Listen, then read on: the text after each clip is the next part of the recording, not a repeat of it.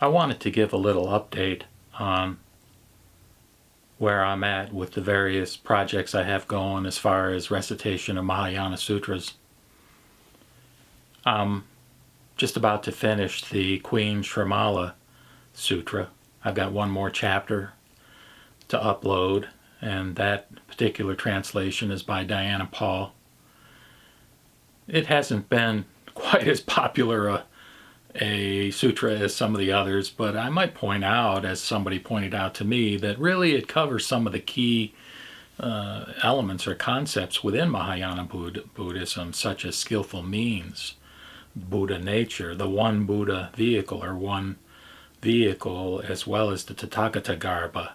So these concepts tie back into other wonderful Mahayana sutras such as the Lankavatara, the Lotus, and others. So for what that's worth, I commend it to you for your consideration.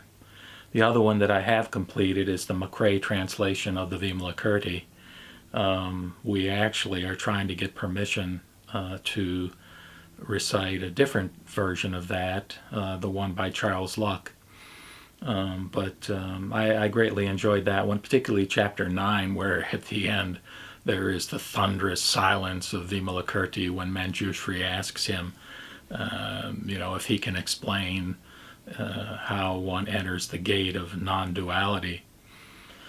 And then interspersed, I have done another version or translation of the Heart Sutra, namely the one by Charles Luck, as well as his translation of the Diamond Sutra. That version of the Diamond Sutra was the one that I most honed in on and contemplated during the era of my initial conversion to Buddhism back in the late 70s. And certainly in that sense, it's one I hold dear to my heart.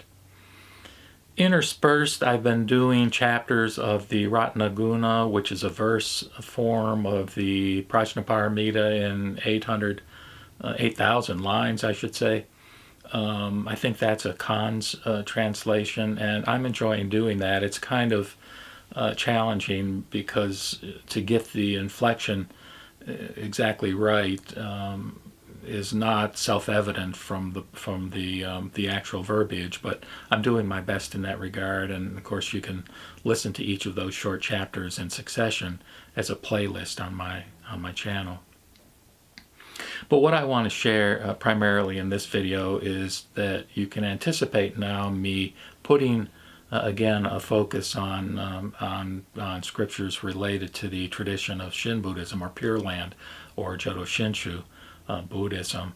I have been asked specifically by a person who made contact with me if I would focus on the three Pure Land Sutras, the three Sukhavati or Pure Land Sutras within the Pure Land tradition. And what I'm going to do is, rather than recite these sutras unabridged, I'm going to do excerpts, kind of like I did at the beginning of my recitation activities with respect to the Lotus Sutra.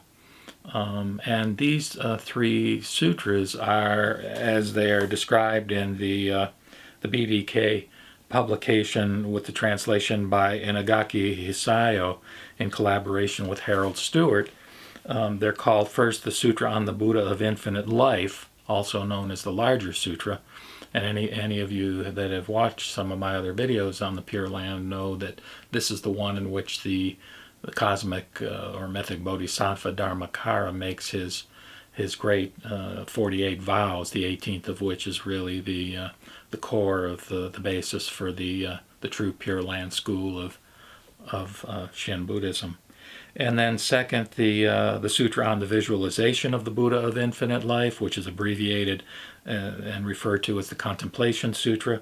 And then finally, the Sutra on Amitayus Buddha, also known as the Amida Sutra or the smaller Sutra on Amitayus. And one thing I wanted to note, based on the translator's comments at the beginning of this BDK version, is that these three sutras were chosen by Honen, and of course Honen was Shinran's teacher. He lived from 1133 to 1212, and by the way, both he and Shinran were originally adherents of the Tendai school there in Japan, which of course had evolved from the Tiantai in China, which, revered the Lotus Sutra as its ultimate scripture, if you will. But anyway, I just wanted to note and make the rather incredible point that the Chinese canon was collected and edited in Japan under the title of Taisho Tripitaka and contained 2,184 texts. And of those, according to Professor Fujita Kotatsu, that 290 of those made reference to Amida Buddha and his Pure Land. In other words, no less than 13% of all the scriptures or texts within that Chinese Buddhist canon make reference to Amitabha, who really became prominent during the rise of Mahayana Buddhism. Let me close by mentioning the individual whom the translator of the three Sukhavati Sutras in this BDK publication, who he collaborated with, which was Harold Stewart. And again, back in the day when I converted, if you will, to Buddhism, Harold Stewart wrote an amazing book that really, really was meaningful to me, called A Chime of Windbells. And supposedly it's a book of haiku, and there are wonderful haiku in there, and the book itself is a beautiful volume. And it comes in a case like this and is very well put together as a physical object. But in addition to the haiku, he describes various schools and traditions within Buddhism in a way that really touched me as being both accurate as well as spiritually inspired. And I just want to read a couple of paragraphs from his book to give you a flavor of it. He describes Mahayana Buddhism in this way. He says, "For the Mahayana, humanity is a continent, not an archipelago. We carry not only our own individual burden of karma, both good and bad, but are also inextricably involved in the onerous past of all our ancestors, the thoughts, words, and deeds of family, class, caste, race, and finally the whole of mankind. It is this collective karma, as much as individual shortcomings and transgressions, which prevents any one person from gaining liberation by his own unaided efforts. Hence, even the wisest and most virtuous, like Shantou, who was one of the patriarchs of Pure Land Buddhism, like Shantou, who lived a life of blameless purity, felt compelled to consider themselves as sunk in ignorance and defilement from the incalculable past. When Vimalakirti, the greatest of Buddhist lay sages, was asked the reason for his continual ill health, he replied that he was sick because all men were sick." And then going on, let me just recite a paragraph that has to do with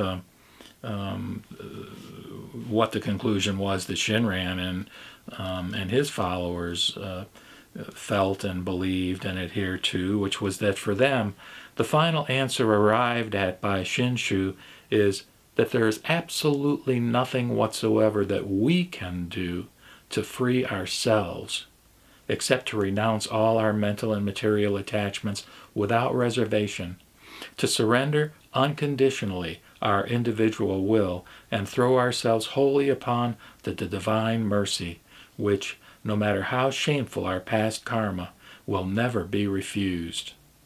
Even our last desire, the desire to call the name, must be abandoned.